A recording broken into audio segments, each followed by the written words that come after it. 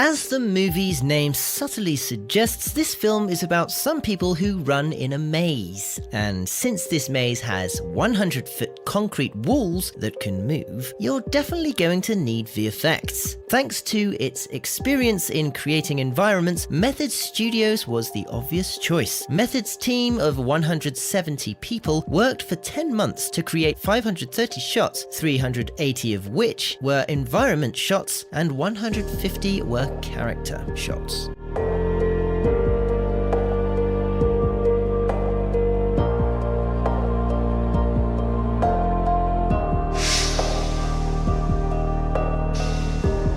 The maze was built around the Glade, which is a kind of safe area in the center of the maze. They built a facade that was 16 foot by 40 foot, and most of the dialogue shots in the Glade were filmed in front of this. The scene where Thomas enters the maze has a wide 360-degree shot that shows the maze's walls all around him. This shot was filmed in a modular way, and the walls and ivy were simplified because render engines can't cope with too much geometry.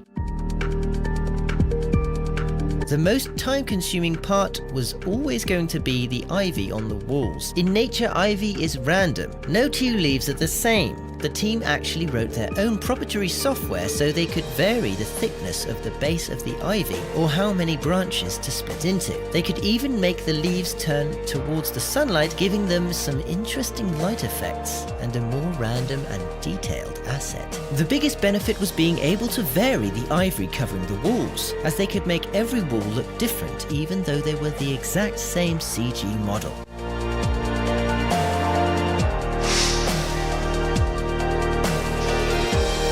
Virtually everything from the final moving maze was shot in just 2 days. They used an unkempt car park and 180 foot of blue screen, 40 foot tall,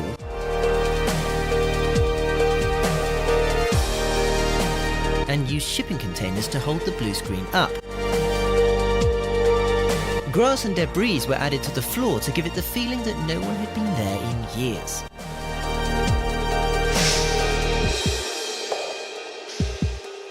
Method Studios employed the help of Eric DeBoer from Rhythm and Hues and James Jacobs, who was a SciTech winner for his work at Weta to create the Grievers. The Grievers are the guardians of the maze. They are slug-like creatures with organic bodies and 6 huge mechanical legs.